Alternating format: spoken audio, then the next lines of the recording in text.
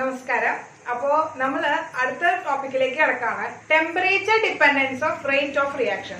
ഒരു റിയാക്ഷന്റെ റേറ്റിന്റെ temperature dependence, ടെമ്പറേച്ചറുമായിട്ടുള്ള ഒരു ഇൻഫ്ലുവൻസ് എങ്ങനെയാണ്, ടെമ്പറേച്ചറുമായിട്ടുള്ള റിലേഷൻഷിപ്പ് എങ്ങനെയാണെന്നുള്ളതാണ് നമ്മൾ കണ്ടുപിടിക്കാനായിട്ട് പോകുന്നത്.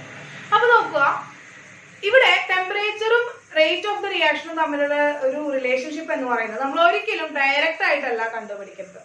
അതിനുവേണ്ടി നമ്മൾ റിയാക്ഷന്റെ റേറ്റിന് പകരം നമ്മൾ റിയാക്ഷൻ കോൺസ്റ്റന്റ് അല്ലെങ്കിൽ റേറ്റ് കോൺസ്റ്റന്റിനെയാണ് നമ്മൾ എന്ത് ചെയ്യുന്നത് എടുക്കുന്നത്.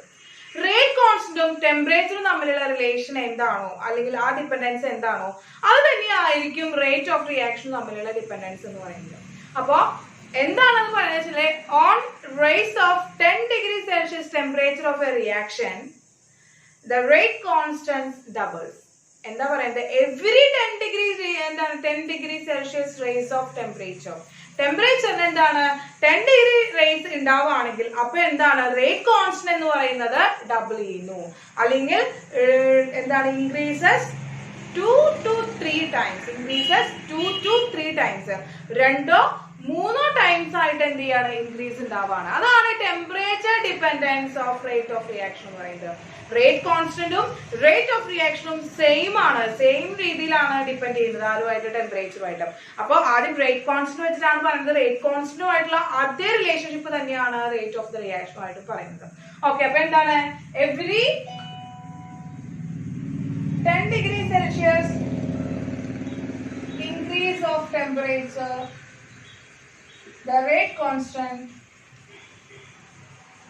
again the rate of reaction, rate constant again the rate of reaction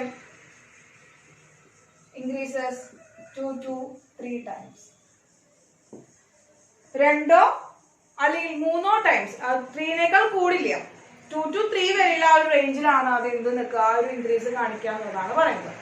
അപ്പോ ആ ടെമ്പറേച്ചറിന്റെ ഇൻക്രീസിംഗ് കോഎഫിഷ്യന്റ്, ആ ഇൻക്രീസിംഗ് കാണിക്കാനായിട്ട് അല്ലെങ്കിൽ ആ ടൈംസ് കാണിക്കാനായിട്ട് നമ്മളൊരു ടെമ്പറേച്ചർ കോഎഫിഷ്യന്റ് കൊണ്ടാണ് നമ്മൾ ഡിനോട്ട് ചെയ്യുക. ഈ റേസ് കാണിക്കാനായിട്ട് ഒരു ടെമ്പറേച്ചർ കോഎഫിഷ്യന്റ് കൊണ്ടാണ് നമ്മൾ ഡിനോട്ട് ചെയ്യുന്നത്. അതിനുവേണ്ടി temperature coefficient Tc is equal to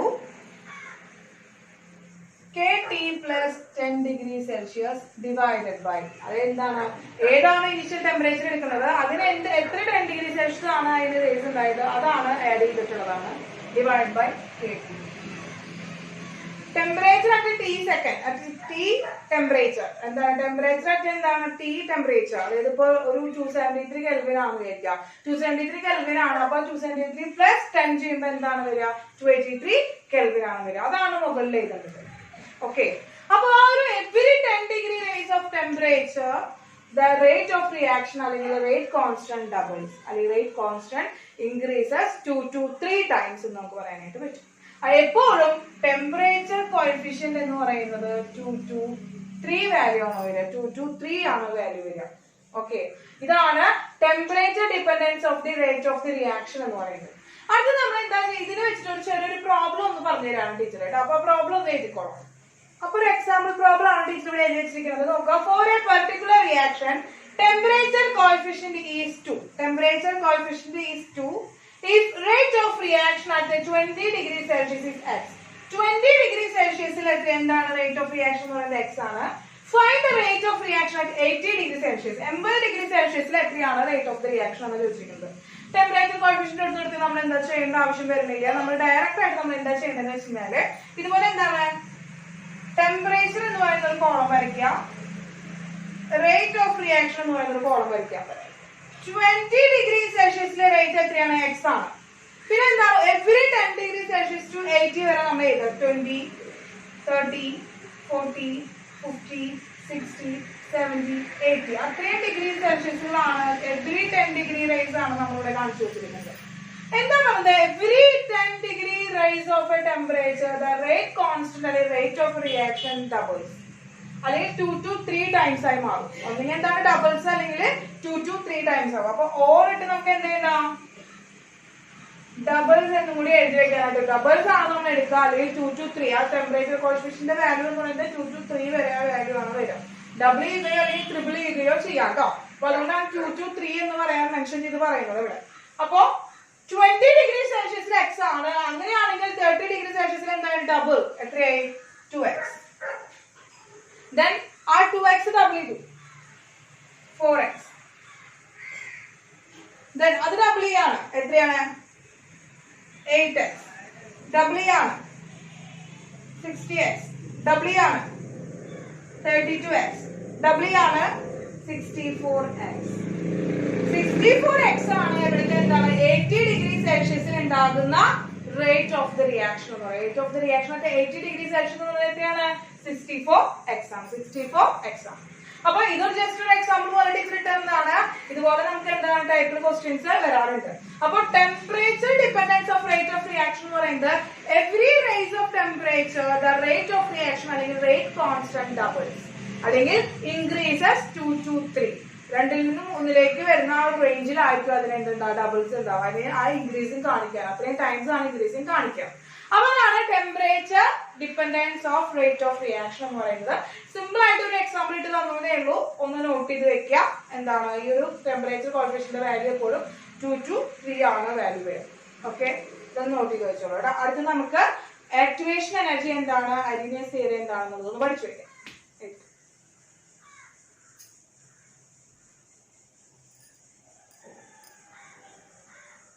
അപ്പൊ മക്കളെ അടുത്തത് ആക്ടിവേഷൻ എനർജി ആണ്. ആക്ടിവേഷൻ എനർജി നമ്മൾ അരിനിയസ് ഇക്വേഷനിൽ പഠിച്ചതാണ്. എന്താണ് നോട്ട് ചെയ്യുന്നത്?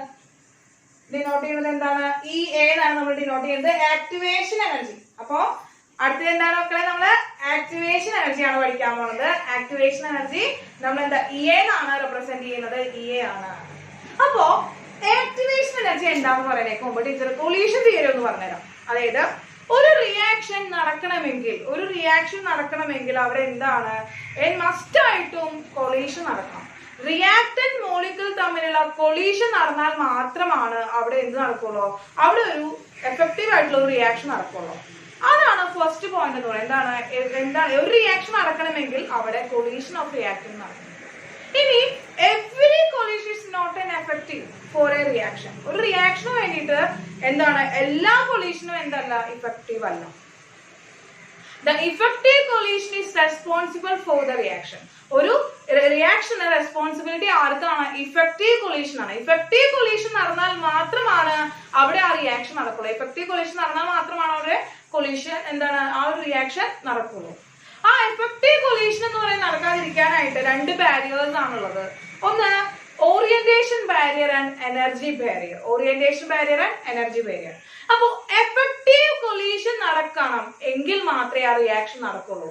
ആ എഫക്റ്റീവ് കൊളീഷൻ നടക്കാൻ വേണ്ടി ഒരു മിനിമം എനർജി ആവശ്യമാണ്. എന്താണ് minimum energy required to get എന്താണ് set of a effective collision. ഒരു ഇഫക്റ്റീവ് കൊളീഷൻ ഉണ്ടാവാൻ വേണ്ടിയിട്ട് അവിടെ ഒരു എന്താണ് മിനിമം എനർജി റിക്വയർഡ് ആണ്. ആ മിനിമം എനർജിനെയാണ് നമ്മൾ ത്രെഷോൾഡ് എനർജി എന്ന് പറയുന്നത്. ത്രെഷോൾഡ് എനർജി എന്ന് പറയുന്നത്. അപ്പൊ ഇത്രയും കണ്ടീഷൻസ് ആണ് നിങ്ങൾ ഓർത്ത് വെക്കുന്നത്. എന്താണ് ഒരു റിയാക്ഷൻ നടക്കണമെങ്കിൽ അവിടെ കൊളീഷൻസ് ഉണ്ടാവണം. പക്ഷെ നടക്കുന്ന എല്ലാ കൊളീഷൻസും എന്തല്ല ഒരു റിയാക്ഷന് വേണ്ടി റെസ്പോൺസിബിലിറ്റി കാണിക്കുന്നില്ല. പക്ഷെ ആ റിയാക്ഷൻ നടക്കണമെങ്കിൽ അവിടെ എന്ത് നടക്കണം? ഇഫക്റ്റീവ് ആയിട്ടുള്ള കൊളീഷൻ നടക്കണം. ഇഫക്റ്റീവ് ആയിട്ടുള്ള കൊളീഷൻ നടന്നാൽ മാത്രമാണ് റിയാക്ഷൻ ടേക്ക് പ്ലേസ് ചെയ്യുള്ളൂ. ഇനി ആ ഇഫക്റ്റീവ് കൊളീഷൻ എന്ന് പറയുന്ന രണ്ട് ബാരിയേഴ്സ് ആണ് അവിടെ ഉള്ളത്. ഒന്ന് orientation barrier and energy barrier.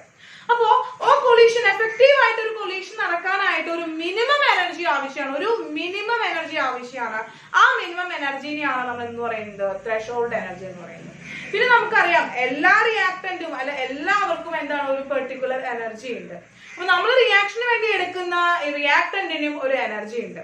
ആ റിയാക്ടന്റിനും ഒരു എനർജി, ഒരു ആവറേജ് കൈനറ്റിക് എനർജി ഉണ്ട്. അതുപോലെ തന്നെ അവർ പൊട്ടൻഷ്യൽ എനർജി ഉണ്ട് അവർ. അപ്പോ ഇത്രയും കാര്യങ്ങളാണ് നമ്മൾ ഈ ആക്ടിവേഷൻ എനർജിയിൽ ഒന്ന് ഓർത്ത് വെക്കേണ്ട പോയിന്റുകൾ എന്ന് പറയുന്നത്.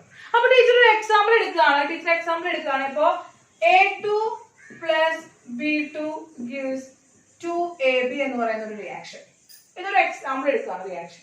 അപ്പൊ എല്ലാ കൊളീഷൻസ് ഇപ്പൊ നമുക്കറിയാം A എന്ന് പറയുന്ന പാർട്ടിക്കിൾ തമ്മിൽ എന്താണ് ഒരു കൊളീഷൻ നടന്നത്. അതുപോലെ തന്നെ എന്താണ് B എന്ന് പറയുന്ന പാർട്ടിക്കിൾ തമ്മിൽ കൊളൈഡ് ചെയ്തു. AB എന്ന് പറഞ്ഞിട്ട് എന്താണ് കൊളീഷൻ നടന്നു. ഇതിൽ ഏതാണ് എഫക്റ്റീവ് ആയിട്ടുള്ള കൊളീഷൻ? ഓറിയന്റേഷൻ. ആ കൊളീഷൻ നടക്കുന്ന ആ ഓറിയന്റേഷൻ എന്ന് പറയുന്നത് AB എന്ന് പറയുന്ന കൊളീഷൻ നടന്നാലല്ലേ നമുക്ക് ആ പ്രൊഡക്റ്റ് AB ആയിട്ട് മാറുള്ളൂ. അപ്പോ ആ ഇരിക്കുന്ന റിയാക്ടന്റുകളുടെ എന്താണ് ഓറിയന്റേഷൻ മൂലം അവിടെ എന്താണ് ആ റിയാക്ടന്റിന് റിയാക്ഷൻ നടക്കുക. ആ ഓറിയന്റേഷൻ എന്തിനു വേണ്ടി ഹെൽപ്പ് ചെയ്യുക? റിയാക്ഷൻ വേണ്ടി ഹെൽപ്പ് ചെയ്യുക. അപ്പൊ ഡിഫറെന്റ് എന്താണ് ഓറിയന്റേഷനിലുള്ള വ്യത്യാസം മൂലം അവിടെ ഒരു ബാരിയർ ഉണ്ടാവുകയാണ്. അതിനാണ് നമ്മൾ ഓറിയന്റേഷൻ ബാരിയർ എന്ന് പറയുന്നത്. ഒരു ഓറിയന്റേഷൻ ബാരിയർ എന്ന് പറയുന്നത്. അത് മാത്രമല്ല, ഇതിന് എഫക്റ്റീവ് ആയിട്ടൊരു പൊല്യൂഷൻ നടക്കാനായിട്ട് ഒരു എനർജി ആവശ്യമുണ്ട്. ആ ഒരു മിനിമം എനർജി കിട്ടുന്നവരെ നമ്മൾ എന്താണ് പറയുന്നത്? എനർജി ബാരിയർ എന്നാണ് പറയുന്നത്. അപ്പൊ ഒരു ഓറിയന്റേഷൻ ബാരിയർ ഉണ്ട്, ഒരു എനർജി ബാരിയർ ഉണ്ട്. അപ്പൊ ഇതൊന്ന് ഓർത്ത് വെക്കാൻ നിങ്ങൾ കേട്ടോ, ഓർത്ത് വെച്ചാൽ മതി. ഇനി A2 + B2 gives to AB. A2 + B2 gives to AB ആണ്. അപ്പൊ ടീച്ചർ ഇത് ഗ്രാഫിക്കലി ഒന്ന് ടീച്ചർ റെപ്രസെന്റ് ചെയ്യാണ് ഈ റിയാക്ഷന്റെ പ്രോഗ്രസ് എന്ന് പറയുന്നത്. റിയാക്ഷൻ പ്രോഗ്രസ് ആണ്, അല്ലെങ്കിൽ റിയാക്ഷൻ കോർഡിനേറ്റ് ആണ്. ഇനി നോക്കുക, ഇവിടെ നമ്മൾ എടുക്കുന്നത് പൊട്ടൻഷ്യൽ എനർജി അല്ലെങ്കിൽ എനർജി, ഏതെങ്കിലും kinetic energy, potential energy of എന്താണ് റിയാക്ടന്റിന്റെ എനർജി ആണ് ഇത്. അപ്പോ ഇവിടെ ഇരിക്കുന്നത് എന്താണ്? A2 + B2 എന്ന് പറയുന്ന അവസ്ഥയിൽ ആരായിരിക്കുന്നത്? റിയാക്ടന്റ് ആണ്. ആരായിരിക്കുന്ന? റിയാക്ടന്റ് ആണ്. ആ റിയാക്ടന്റിന് മെല്ലെ മെല്ലെ കൊളീഷൻ നടക്കാണ് അല്ലെ, പരസ്പരം അവർ കൊളൈഡ് ചെയ്യാണ്. അങ്ങനെ കൊളൈഡ് ചെയ്യുമ്പോൾ അവർക്ക് എന്താണ് മൂവ് ചെയ്യാൻ തുടങ്ങും. കൊളൈഡ് ചെയ്യുമ്പോൾ അവരുടെ എനർജി എന്താണ്? ആ റിയാക്ടൻസിന് കിട്ടുന്ന എനർജി ഇൻക്രീസ് ചെയ്യാൻ തുടങ്ങും. അങ്ങനെ മെല്ലെ അവരുടെ എനർജി എന്താണ്? ഇങ്ങനെ എനർജി ഇൻക്രീസസ്. ഒരു പെർട്ടിക്കുലർ പോയിന്റിൽ എത്തുമ്പോൾ അവർക്ക് എഫക്റ്റീവ് ആയിട്ടുള്ള പൊല്യൂഷൻ നടക്കാൻ തുടങ്ങും. എന്ത് നടക്കാൻ തുടങ്ങും? എഫക്റ്റീവ് ആയിട്ടുള്ള പൊല്യൂഷൻ നടക്കാൻ തുടങ്ങും. അങ്ങനെ എഫക്റ്റീവ് ആയിട്ടുള്ള പൊല്യൂഷൻ നടക്കാൻ തുടങ്ങുമ്പോൾ അത് എന്തായി മാറും? ആ റിയാക്ഷൻ നടക്കാനായിട്ട് തുടങ്ങും. റിയാക്ഷൻ നടന്നിട്ട് പെർട്ടിക്കുലർലി അവരെന്താണ് ആ എനർജി ഡിഗ്രീസ് ആയി വന്നിട്ട് എന്തായി മാറും? 2AB എന്ന് പറയുന്ന പ്രൊഡക്റ്റ് ആയിട്ട് മാറും. എന്തായി മാറും? 2AB എന്ന് പറയുന്ന പ്രൊഡക്റ്റ് ആയിട്ട് മാറും. ഇതെന്താണ്? ഇവിടെ റിയാക്ടന്റ് ആണ്, ഇവിടെ എന്താണ്? പ്രൊഡക്റ്റ് ആണ് ഒക്കർ ചെയ്തിരിക്കുന്നത്. അപ്പോ ഇത് ഇവിടെ കിട്ടുന്ന പോയിന്റ് എന്താണ്? ER, എനർജി ഓഫ് റിയാക്ടന്റ് ആണ്. ഇവിടുത്തെ എനർജി എന്താ? ഈ ഒരു എനർജി എന്ന് പറയുന്നത് എന്താണ്? EP ആണ്, എനർജി ഓഫ് പ്രൊഡക്റ്റ് ആണ്. ഇനി നോക്കുക, ഇവിടെ ഒരു മിനിമം എനർജി കിട്ടിയപ്പോഴാണല്ലോ അവിടെ എഫക്റ്റീവ് ആയിട്ടുള്ള പൊല്യൂഷൻ നടന്നത്. എന്താണ്? മിനിമം എനർജി കിട്ടിയപ്പോഴാണ് എഫക്റ്റീവ് ആയിട്ടുള്ള പൊല്യൂഷൻ നടന്നത്. ആ മിനിമം എനർജിന്റെ ടീച്ചറിൽ പേര് പറഞ്ഞിട്ടുണ്ടായാലും എന്തായിരുന്നത്? Threshold energy. ഇതാണ് എന്ന് പറയുന്നത് ത്രെഷോൾഡ് എനർജി. ET ആണ് ത്രെഷോൾഡ് എനർജി. അപ്പോ ഈ ഒരു minimum energy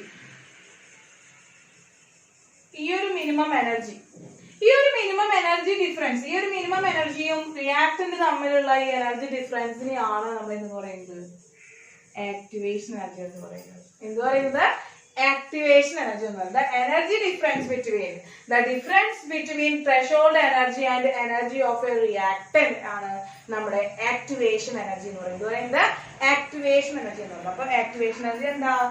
EA is equal to ET minus ER. ഇതാണ് നമ്മുടെ എന്താണ് activation energy യുടെ definition. Activation energy is the difference between threshold energy and the energy of reaction, and the energy of the reaction. കിട്ടിയല്ലോ? reactant, energy of the reactant ആണ് വരുന്നത്. അപ്പോ ഇത്രയാണ് activation എനർജിയുടെ ഓർത്ത് വെക്കേണ്ട കാര്യം. ഇനൊരു കണ്ടീഷൻ പറയാൻ വെച്ചിട്ട് ഒരു സ്ലോ റിയാക്ഷൻ വരാണ്. 2CO plus O2 gives 2CO2. It's a slow reaction ആണ്. എന്താണ്? ഇവനൊരു എന്താണ് സ്ലോ റിയാക്ഷൻ ആണ്. എന്തുകൊണ്ടാണ് ഇവൻ സ്ലോ റിയാക്ഷൻ ആയതെന്ന് വെച്ചാൽ ഇവന്റെ EA എന്ന് പറയുന്നത് എങ്ങനെയാണ്? ഹയർ വാല്യൂ ആണ്. EAയുടെ വാല്യൂ, ആക്ടിവേഷൻ എനർജിയുടെ വാല്യൂ ഹയർ ആയി കഴിഞ്ഞാൽ റിയാക്ഷൻ വിധി എന്തായിരിക്കും? സ്ലോ ആയിരിക്കും. ഇത് വേറൊരു റിയാക്ഷൻ തന്നെയാണ്. എന്താണ്? EA സ്മോൾ ആയിട്ടുള്ള വാല്യൂ, ലെസർ ആയിട്ടുള്ള ഒരു വാല്യൂ തരാം, ഒരു റിയാക്ഷൻ തരാണ്. ലെസർ ആയിട്ടുള്ള വാല്യൂ കാണിക്കുന്ന റിയാക്ഷൻ തരാണ്. 2NO plus O2 gives 2NO2. ഇതിന്റെ EA ലെസർ ആണ്, ചെറിയൊരു വാല്യൂ ആണ്. EA ചെറിയ വാല്യൂ ആവാന്ന് വെച്ചിട്ടുണ്ടെങ്കിൽ എന്താണ്? വേഗം റിയാക്ഷൻ നടക്കും. Fast reaction. അപ്പൊ ഇതാണ് രണ്ട് റിയാക്ഷൻ. സ്ലോ റിയാക്ഷൻ ആണെങ്കിൽ എന്താണ്? EA എന്ന് പറയുന്നത് ഹയർ ആയിരിക്കും. സ്ലോ റിയാക്ഷൻ EA ഹയർ ആയിരിക്കും. Fast fast reaction EA lesser ആയിരിക്കും. ഇയുടെ വാല്യൂ സ്മോൾ ആണെങ്കിൽ അവർ ഫാസ്റ്റർ റിയാക്ഷൻ ആയിരിക്കും. ഇയുടെ വാല്യൂ എന്താണ്? ഇയുടെ വാല്യൂ ഹയർ വാല്യൂ ആണെങ്കിൽ അവൻ എന്തായിരിക്കും? സ്ലോ റിയാക്ഷൻ ആയിരിക്കും. മനസ്സിലായല്ലോ? അപ്പൊ ഇതാണ് എന്താണ് ആക്ടിവേഷൻ എനർജിയില് ഓർത്തിരിക്കേണ്ട രണ്ട് കണ്ടീഷൻ എന്ന് പറയുന്നത്. ഇനി നോക്കുക, ഇവിടെ എന്താ ഒരു എനർജി ഡിഫറൻസ് ഉണ്ടല്ലോ. ഈ റിയാക്ടന്റും പ്രൊഡക്റ്റും തമ്മിലുള്ള ഒരു എനർജി ഡിഫറൻസ് ഉണ്ട്. ഈ ഒരു എനർജി ഡിഫറൻസ് അതാണ് നമ്മുടെ delta H. Enthalpy change of the reactor. എന്താണ്? Enthalpy change of the reaction. അപ്പൊ എന്താണ്? Delta H is equal to എന്താണ്? EP minus ER ആണ്. EP minus ER ആണ്. Delta H, the enthalpy change of the reaction, enthalpy change of the reaction is equal to EP minus ER ആണ്. EP minus ER ആണ്. അപ്പൊ ഇത്രയാണ് മക്കളെ activation energy എന്ന് പറയുന്നത്. സിമ്പിൾ ആണ്. ടീച്ചർ അത്ര വലിയ എക്സ്പ്ലെയിൻ ചെയ്തിട്ടൊന്നും പറയുന്നില്ല. നിങ്ങൾക്ക് അത്രയും ആവശ്യമില്ല, അത്രയും എക്സ്പ്ലനേഷന്റെ ആവശ്യം നിങ്ങൾക്ക് വരുന്നില്ല. ആക്ടിവേഷൻ എനർജി EA എന്നാണ് ഡിനോട്ട് ചെയ്യുന്നത്. അതായത് ഒരു എനർജി എന്താണ് നടക്കാനായിട്ട് വേണ്ടുന്ന ഒരു മിനിമം എനർജി ആവശ്യമാണ്. ഒരു ആക്ടിവേഷൻ എനർജി ആവശ്യമാണ്. ഇത്രയും എനർജി കിട്ടിയാലാണ് ആ എനർജി, ആ ഒരു റിയാക്ഷൻ എന്ന് പറയുന്നത് ആ എനർജി ഉപയോഗിച്ച് നടക്കുള്ളൂ. ആ ഒരു മിനിമം എനർജിയാണ് എന്താണ്, എത്ര എനർജി വേണം ആ റിയാക്ഷൻ നടക്കാനായിട്ട്. അതിനെയാണ് നമ്മൾ ആക്ടിവേഷൻ എനർജി എന്ന് പറയുന്നത്, സിമ്പിൾ ആയിട്ട് പറയാണെങ്കിൽ. പക്ഷേ നമുക്കത് സയന്റിഫിക്കലി നമ്മൾ പറയുകയാണെങ്കിൽ ഡിഫറൻസ് ബിറ്റ്വീൻ എന്താണ് threshold energy and the energy of the reactant. Threshold energy and energy of the reactant. Energy of the reactant ഉം threshold energy തമ്മിലുള്ള ആ ഒരു ഡിഫറൻസിനെയാണ് നമ്മൾ ആക്ടിവേഷൻ എനർജി എന്ന് പറയുന്നത്. ആക്ടിവേഷൻ എനർജി ഹയർ ആവുകയാണെങ്കിൽ അത് സ്ലോ റിയാക്ഷൻ ആയിരിക്കും. ആക്ടിവേഷൻ എനർജി ലോ ആവുകയാണെങ്കിൽ ലെസർ വാല്യൂ ആവുകയാണെങ്കിൽ അത് ഫാസ്റ്റർ ആയിട്ടുള്ള റിയാക്ഷൻ ആയിരിക്കും. രണ്ട് എക്സാമ്പിൾ ആണ് കൊടുത്തിരിക്കുന്നത്. ഈ ഒരു ഗ്രാഫ് ഒന്ന് നോക്കി വെക്കുക. ഗ്രാഫ് ഇമ്പോർട്ടന്റ് ആണ്. ഗ്രാഫ് ഒന്ന് നോട്ട് ചെയ്ത് വെക്കുക. എന്താണ് സിമ്പിൾ ആയിട്ടുള്ള ഗ്രാഫാണ്, ഓർത്ത് വെക്കുക കേട്ടോ. അപ്പൊ ഇത്രയാണ്. ഇനി നമ്മൾ ഈ രണ്ട് ടൈപ്പ് ഗ്രാഫും കൂടി വരച്ചിട്ട് ആക്ടിവേഷൻ എനർജി എക്സ്പ്ലെയിൻ ചെയ്യാനുണ്ട്. ആക്ടിവേഷൻ എനർജി എല്ലാം ആക്ച്വലി നമ്മൾ എക്സ്പ്ലെയിൻ ചെയ്യുന്നത് ഡെൽറ്റ എച്ചിന്റെ വാല്യൂടെ എക്സ്പ്ലനേഷൻ ആണ് വരുന്നത്. അപ്പൊ അത് ഇതൊന്നും എന്താണെന്ന് നോട്ട് ചെയ്തെടുക്കും കേട്ടോ. അടുത്തത് എൻഡോതെർമിക് ആൻഡ് എക്സോതെർമിക് ആയിട്ടുള്ള രണ്ട് റിയാക്ഷനുകളുടെ റിയാക്ഷൻ പ്രോഗ്രസിന്റെ ഗ്രാഫ് ഒന്ന് പ്ലോട്ട് ചെയ്യാൻ പോവാണ് നമ്മള്.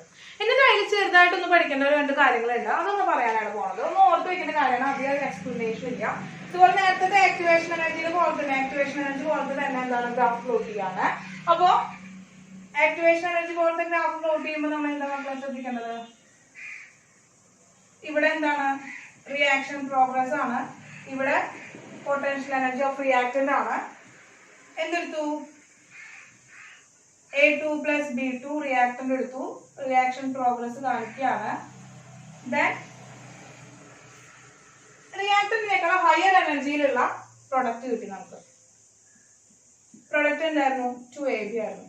റിയാക്ഷന്റെ എക്സാമ്പിൾ അറിയാലോ, A2 plus B2 gives 2AB എന്ന് പറയുന്ന റിയാക്ഷൻ ആണ് നടക്കുന്നത്. അപ്പൊ ഇതാണ് നമ്മുടെ ഗ്രാഫ്. ഇവിടെ ഉള്ളത് എന്താണ്? ഈ R ആണ്. ഇതിന് കറസ്പോണ്ടിങ് ആയിട്ട് കിടക്കുന്ന എന്താണ്? EP ആണ്.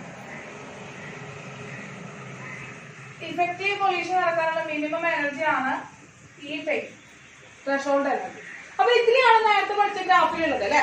ഇനി നോക്കാം, ഇവിടെ ഈ എനർജി ഇൻക്രീസ് പോകുമ്പോ ഇവിടെ വെച്ച് എന്താണ് ഒരു ഓറിയന്റേഷൻ എന്താണ് നടക്കാണ്, ഒരു കൊളീഷൻ, ഒരു ഓറിയന്റേഷൻ. നമ്മൾ ഓറിയന്റേഷൻ ബാരിയർ എന്ത് ചെയ്യണം? ക്രോസ് ചെയ്യാണ് അവര്. പിന്നെ ആ ഒരു കൊളീഷൻ നടന്നിട്ട് അവിടെ എന്താണ് അവരൊരു ഒരു കൊളീഷൻ നടന്നിട്ട് എ എന്ന് പറയുന്ന ബോണ്ട് ബ്രേക്ക് ചെയ്തിട്ട് AB-ലേക്ക് പോവാൻ തുടങ്ങുകയാണ്. ആ ഒരു ഭാഗത്തിന് നമ്മൾ എന്താണ് ആക്ടിവേഷൻ കോംപ്ലക്സ് എന്നാണ് പറയാ. എന്താ പറയാ മക്കളെ? ആക്ടിവേഷൻ കോംപ്ലക്സ് എന്നാണ് പറയാ. ആ ആക്ടിവേഷൻ കോംപ്ലക്സ് ഉണ്ടാകുന്ന ആ ഒരു സ്റ്റേറ്റ്, അതായത് റിയാക്ടന്റിൽ നിന്ന് പ്രൊഡക്റ്റിലേക്ക് ആവാൻ പോകുന്ന ആ ഒരു സ്റ്റേറ്റ് ആണ് മക്കളെ.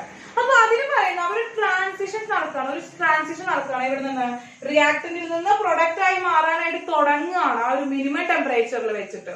അതിനെയാണ് നമ്മൾ എന്ന് പറയുന്നത് ട്രാൻസിഷൻ സ്റ്റേറ്റ് എന്ന്. എന്താണ് transition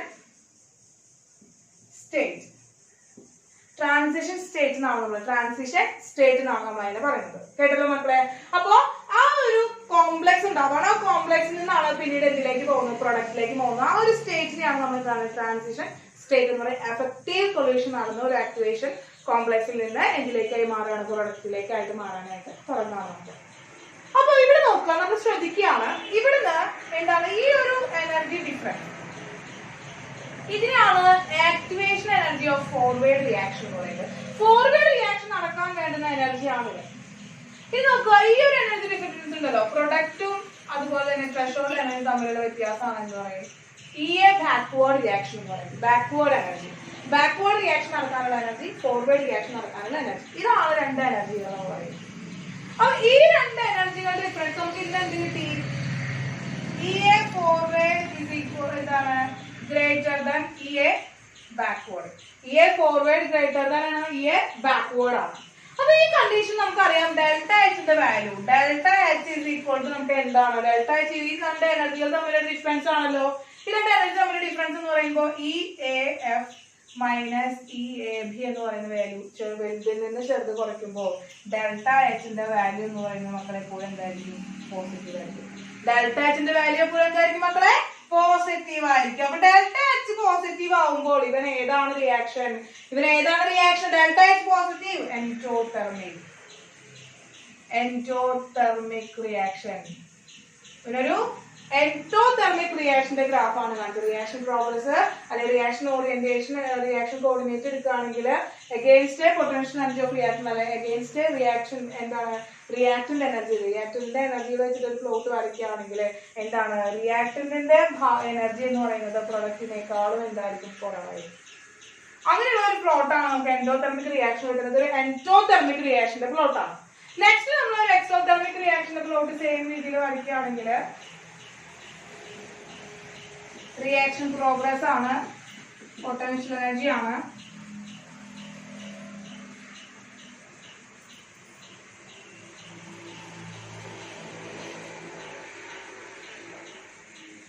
A2 plus B2 to AB, AB, AB എന്ന് പറയുന്ന ഒരു ട്രാൻസിഷൻ ആണ് കാണിക്കുക. അപ്പൊ നോക്കുക, ഇവിടെ എന്താണ്? ER ആണ്, EP ആണ്, ദെൻ ഇവിടെ എന്താണ്? EP ആണ്, ത്രെഷോൾഡ് എനർജി ആണ്. ഈ ഒരു ഡിഫറൻസ് EA ഫോർവേഡ്, ദെൻ ഒരു ഡിഫറൻസ് എന്താണ്? EA backward. അപ്പൊ ഇതിന്റെ കണ്ടീഷൻ എന്താ മക്കളെ? EA forward lesser than EA backward ആണ്. ബാക്ക്വേർഡ് എനർജി ആണെന്ന് പറയുന്നത് കൂടുതൽ ഫോർവേഡ് എനർജിനേക്കാളും. സോ നമുക്ക് എന്താ? ഡെൽറ്റ എച്ചിന്റെ വാല്യൂ എന്ത് വന്നു? Delta H is equal to EAF minus EAB എന്ന് പറയുന്നത് ഡെൽറ്റ എച്ച് എപ്പോഴും എന്ത് വരും? നെഗറ്റീവ് വരും മക്കളെ. എന്തുകൊണ്ടാണ്? ചെറിയ വാല്യൂവിൽ നിന്ന് വലിയ വാല്യൂ മൈനസ് E ആണ്. ചെറിയ വാല്യൂവിൽ നിന്ന് വലിയ വാല്യൂ മൈനസ് E എന്താണ്? മൈനസ് ചെയ്യുമ്പോൾ നമുക്ക് എന്ത് കിട്ടും? നെഗറ്റീവ് വാല്യൂ കിട്ടുന്നു. Delta H is equal to negative. Delta H എപ്പോഴാണ് നെഗറ്റീവ് ആവുക? Exothermic reaction, exothermic reaction. ഇതൊരു എക്സോതെർമിക് റിയാക്ഷന്റെ പ്ലോട്ടാണ്. കിട്ടിയില്ല മക്കളെ? ഇതാണ് രണ്ട് ഗ്രാഫുകൾ. പിന്നീട് ഓർത്ത് വയ്ക്കുന്ന രണ്ട് ഗ്രാഫുകൾ എന്ന് പറയുന്നത്. ഈ ഒരു ഗ്രാഫ് എന്ത് ചെയ്യാം? വരച്ചെടുക്കാം. ഇനി ഒരു ഗ്രാഫ് കൂടി നിങ്ങൾക്ക് വരുന്ന ഒരു ഭാഗം, ഒരു ഗ്രാഫ് വരുന്ന ഭാഗമുണ്ട്. ആ ഒരു ഗ്രാഫ് ആ 10 ഡിഗ്രി റേസ് ഓഫ് ടെമ്പറേച്ചർ വന്നല്ലോ, temperature dependence rate of reaction കാണിക്കുന്നത്. ആ ഒരു എഫക്റ്റീവ് കൊളീഷൻ കാണിക്കുന്ന ആ ഒരു ഭാഗത്തിൽ ഒരു ഗ്രാഫും കൂടി വരുന്നുണ്ട്.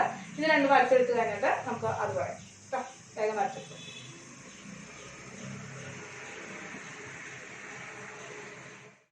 മക്കളെ, എൻഡോതെർമിക് റിയാക്ഷന്റെയും എക്സോതെർമിക് റിയാക്ഷന്റെയും ഗ്രാഫ് പഠിച്ചുല്ലേ നമ്മള്? എന്താണ്? റിയാക്ഷൻ പ്രോഗ്രസിന്റെയും എനർജിയുടെയും ബേസിസിലുള്ള ഒരു ഗ്രാഫ് നമ്മൾ പ്ലോട്ട് ചെയ്ത് കഴിഞ്ഞു. അടുത്തത് ടെമ്പറേച്ചറിന്റെ ഇഫക്റ്റ് കാണിക്കുന്ന ഒരു ഗ്രാഫ് വരയ്ക്കാൻ പോവാണ്. എന്താണ്? Effect of temperature. Effect of temperature. ടെമ്പറേച്ചറിന്റെ ഇഫക്റ്റ് കാണിക്കുന്ന ഒരു ഗ്രാഫാണ് കാണിക്കുന്നത്. അതിന് വേണ്ടിയിട്ട് ടീച്ചർ പ്ലോട്ട് ചെയ്യാണ്, ഗ്രാഫ് പ്ലോട്ട് ചെയ്യാണ്. Energy against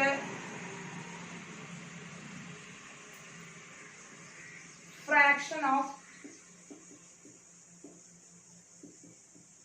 molecules. Fraction of മോളിക്യൂൾസും എന്താണ് എനർജിയും തമ്മിലുള്ള ഒരു എന്താണ് ഗ്രാഫാണ് പ്ലോട്ട് ചെയ്യുന്നത്. ഫസ്റ്റ് ഗ്രാഫ് എന്ന് പറയുന്നത് T1 ടെമ്പറേച്ചർ ഉള്ള ഗ്രാഫാണ് പ്ലോട്ട് ചെയ്യുന്നത്. എന്താണ്? T1 ടെമ്പറേച്ചർ ഗ്രാഫാണ് പ്ലോട്ട് ചെയ്യുന്നത്. ടെമ്പറേച്ചർ ഇൻക്രീസ് ചെയ്യുന്നതാണ് എനർജി T1 ടെമ്പറേച്ചറിൽ എനർജി ഇൻക്രീസ് ചെയ്യുന്നതോറും ഫ്രാക്ഷൻ ഓഫ് മോളിക്യൂൾസ് ഇൻക്രീസ് വരുന്നു. പിന്നീട് എന്താണ് ഒരു എഫക്റ്റീവ് പൊല്യൂഷനിലേക്ക് വേണ്ടിയിട്ട് നടക്കാം, നോർമൽ ആയിട്ട് എഫക്റ്റീവ് പൊല്യൂഷനിലേക്ക് വരാം. അപ്പൊ ഈ ഒരു ഏരിയ ഉണ്ടല്ലോ, ഈ ഒരു ചെറിയ ഏരിയ ഉണ്ടല്ലോ, ഈ ഒരു ചെറിയ ഏരിയയിൽ മാത്രമാണ് എന്ത് നടക്കുന്നത്, ഇഫക്റ്റീവ് ആയിട്ടുള്ള പൊല്യൂഷൻ നടക്കുന്നത്. ഈ ഒരു ഭാഗം മാത്രം, ഈ ഒരു ഏരിയ മാത്രമാണ് എന്താണ് ഇഫക്റ്റീവ് പൊല്യൂഷൻ നടക്കുന്നത്. എന്താണ് ഇഫക്റ്റീവ് പൊല്യൂഷൻ നടക്കുന്നത്.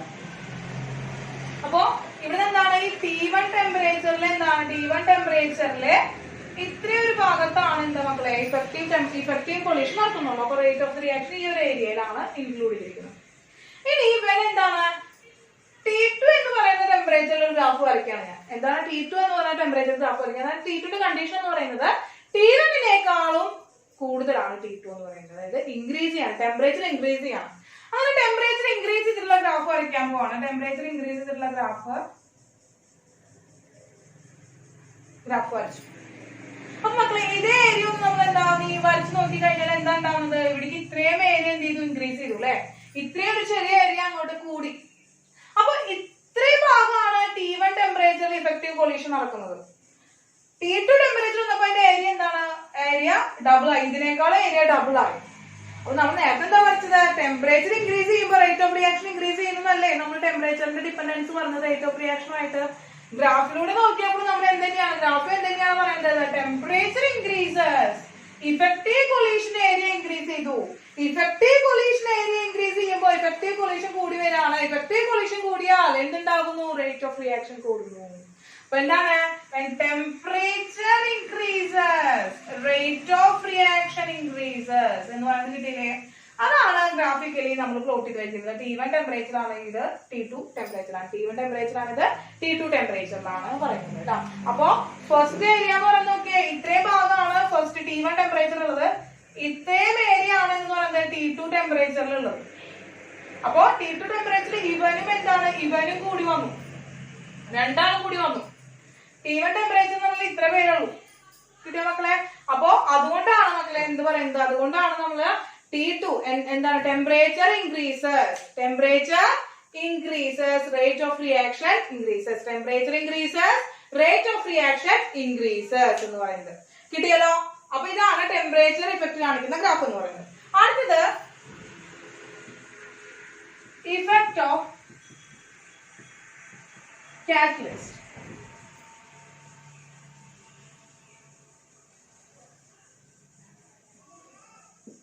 എനർജി റിയാക്ഷൻ പ്രോഗ്രസ് തമ്മിലുള്ള ഗ്രാഫാണ് വരയ്ക്കുന്നത്. അപ്പൊ ഒരു അൺകാറ്റലൈസ്ഡ് റിയാക്ഷൻ ആണ്. ഒരു റിയാക്ഷനെ കാറ്റലിസ്റ്റ് ഇല്ലാതെ ഞാൻ ഗ്രാഫ് പ്ലോട്ട് ചെയ്യണം. കാറ്റലിസ്റ്റ് ഇല്ലാത്ത റിയാക്ടന്റിൽ നിന്ന് എന്താണ് പ്രൊഡക്റ്റ് ഫോം ചെയ്യും. അപ്പൊ ഇവിടെ എന്താണ്, ഇത് ER ആണ്, ഇവിടെ എന്താണ് EP ആണ്. അവിടുത്തെ എനർജി എന്ന് പറയുന്നത് പ്രൊഡക്റ്റിന്റെ എനർജിയാണ്. അപ്പൊ കാറ്റലിസ്റ്റ് ഇല്ലാത്ത സമയത്തുണ്ടായ എന്താണ്, കാറ്റലിസ്റ്റ് ഇല്ലാത്ത സമയത്തുണ്ടായ ഗ്രാഫാണ്. അപ്പൊ ഒരു അൺകാറ്റലൈസ്ഡ് റിയാക്ഷൻ ആണ്. എന്താണ്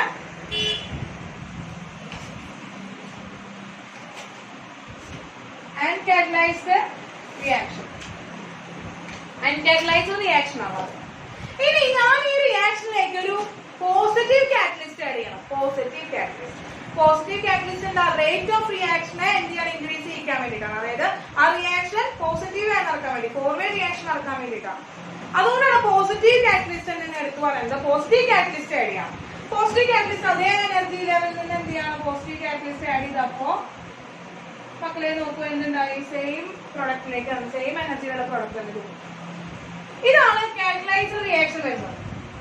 അപ്പൊ ഈ ഒരു ഡിഫറൻസ് നോക്കിയൊക്കെ ഇവനും ഈ ER തമ്മിലുള്ള ഡിഫറൻസ് നമുക്ക് A1 എന്ന് കൊടുക്കും.